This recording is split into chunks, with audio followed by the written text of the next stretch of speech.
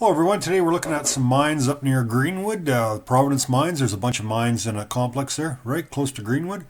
This is the slag pile on top, or a waste rock pile on top, looking towards Greenwood there. And this is the one building that's left there, the shack there that's still standing. I'm not sure what it was used for, near the bottom of that slag pile there. And here's another shot of that slag pile from the top there. As you can see, we're just like a stone's throw almost from Greenwood there, a little bit to the east of Greenwood there. And from the bottom of this complex, there's quite a few mines in this complex. The Providence one is the largest one, but we're all going to call it the same mine. We visited three different underground areas there. Right there where the Providence mine is, I believe the portals are all sealed there. There was one that had water in it, and there was one that was sealed, but the dog was standing right on top of the one there, and you can kind of see through it, and you could really smell the rats in there. So I suspect you could probably maybe dig it out a little bit and get under there. I don't know. We'll have to leave that for another day. But so we're at the very top there, just looking at that massive pile of waste rock there. So you know there's a pretty big mine there. This looks like it was maybe a part of a tramway or something, a bucket that was carrying waste rock or ore up and down there. I'm not sure. Who just took a picture. It was kind of an interesting artifact there. Looks. I thought maybe it was part of a set on a cable or something to bring ore up or down the mountain, but I'm not really sure. I'm not an expert on these things. The next thing we're going to look at here, I think, was it has a. It's like a heat exchanger in there. I think they use that to heat water for some purpose or another. It looks like a heat exchanger for a cat, but it's a great big huge heat exchanger. And this is the mine here. The dog was pretty interested in there, and you kind of looked down there. You couldn't get down there. And this is another bigger mine that we looked at, and it went in about 300 feet or so, but there's nothing too much in there. And this is a big reservoir there where it looked like they had water reservoir or something there. You notice the old pipe there? It was an old wooden pipe made out of wood. It's a pretty old pipe. And it's like a big swimming pool there. It's a reservoir I think they use for processing mine waste close to the creek up the top. Now we're about midway down the mountain there. We're just showing you the kind of ground how it's been disturbed quite a bit. You can tell there's quite a bit of mining there. A bunch of these holes may have been covered up.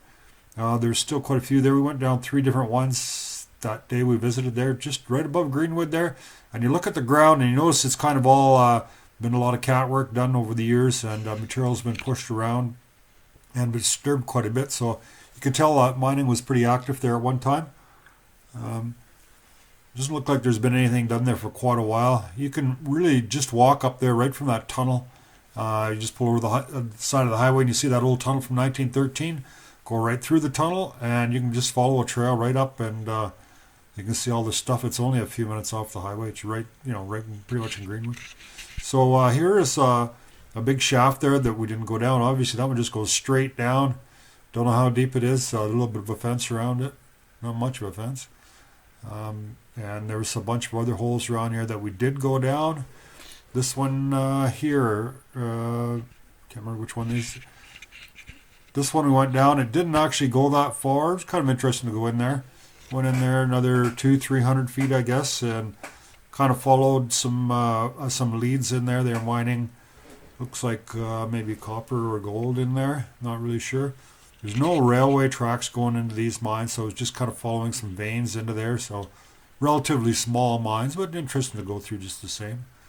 So this is kind of outside the one of the lower levels of that whole slope there. You can see the streets right at Greenwood, right by the highway there. And some of those holes, like I say, were covered up. Some of them hadn't been. It's quite close to where that big shaft goes straight down.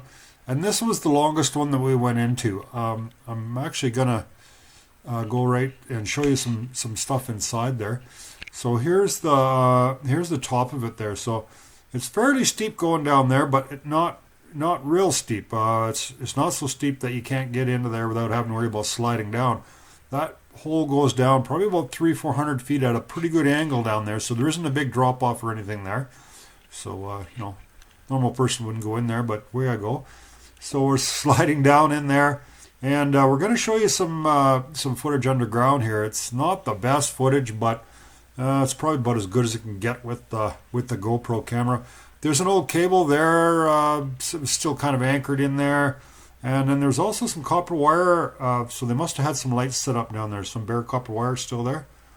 A few dollars worth of copper there. Somebody if you want Not much there, eh? I don't know how many pounds of copper there is there, but so this goes down or branches down into quite a few veins here. Now, there's about 5 minutes of video of this here. So if you're fed up with the quality and just leave, that's the rest of the show here is just about that, and that's about as good as you can get. Now the problem is, there's just not much light down there. So we went down there, and it goes down to about follows some kind of a narrow, I don't know what you call it, passageways in quite a few different directions. It's not a huge area in there. It maybe only took about 10 minutes to go through everything under there. But it's quite interesting, fairly narrow in some areas, so the light's not as bad as it could be. Looks like they didn't have a railway there, so basically they would have had to winch everything up through small carts or something up to the top there. But this looks like was probably maybe the major part that they mined near the bottom part. Up near the top part, the actual maybe Providence mine, you might want to call it.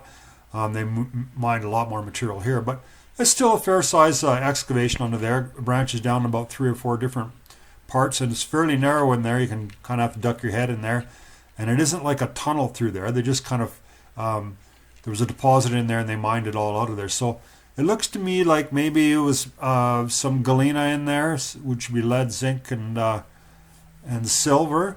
And possibly maybe some gold in there, because there's a white quartz vein we'll show you here in a bit that they mined in there at the end of one of the areas that they mined out here. So this is this is the kind of a quartz vein here. You can see it's white quartz, and that's usually where they'll find gold in there. So it's right at the very end, about as far as they got down there, and you can kind of see a narrow quartz vein. I think that's what they were chasing in there at that point. I don't know whether they got any gold out of there or not. There it is. You can see that white quartz vein right at the very end of the one mine there. So yeah, just kind of following that quartz through there, and I think that's what they were looking for. They probably thought that was maybe going to get wider. Maybe there was more gold. I don't know if that mine was terribly successful or not. There's just a chunk of quartz at the very end of that mine. So that mine kind of goes down at a pretty good angle, and then it goes sideways a bunch of different places. There's no artifacts or anything in there, but it's kind of an interesting little walk in there. It's not very hazardous, in my opinion, though I'm not an expert in mines there. It doesn't have a very high ceiling in there, so it's pretty. There's not much to fall down there. It was shored up in a few areas. A moderate slope going down into there, and we'll just kind of show you what the cameras we went down. I'm probably going to maybe try to rig up some kind of a camera. We need some better lights. It's very difficult to film this kind of stuff. This is about as good as it'll get, because it's a fairly low ceiling, so we have some light in now, and even though it's not good, I'm going to perhaps rig up a backpack with some 12-volt batteries and some lights, and we'll try to in the future see if we can just get some more light in there. It's a real challenge filming in here. It's pitch black basically, and there's very little light, just a little bit of light on your camera coming down, but it is what it is. So that's all I can show you is what I have here. So we're just going to kind of continue walking along the floor of this, and look at some of the rock on the sides of the walls. And it's a little difficult kind of walking with one hand and holding the camera with the other, and going up and down. But there wasn't any rats in that point there. I didn't smell any rats in that part. There was a little bit up near the top there, but there's no real special hazards in there. So I've got 2 channels. One's I'm going to stick all my aviation stuff in one channel. It's called Canadian Aviation Adventures, and this other channel we're going to be putting quite a bit more of this mining stuff, and especially try to get some better pictures in there. And it'll just be under my name as my original YouTube channel. It's just Frank Schlichting. If you do a search for that, you'll find it. There'll be a couple links at the end of this segment here. If you click on them, it will subscribe you or take you to a subscription page of the 2 channels that I have. So if you're interested in looking at more of this stuff, this is part of a box, I think. A dynamite box. It looked like it was a sliver of a box. But like I say, there wasn't too much in there, but I enjoyed going down there and scrambling down that slope and back up.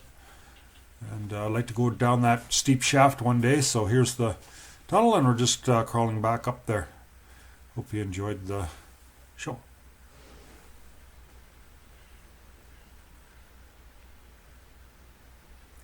So there, if you click on this here, that'll be on my Frank Schlichting channel. And this one here, if you click on this, if I get this link done, that'll be for the aviation, Canadian Aviation Ventures channel. And maybe if I can do this here, if you want to send me an email, click on that. I'll probably go to my email.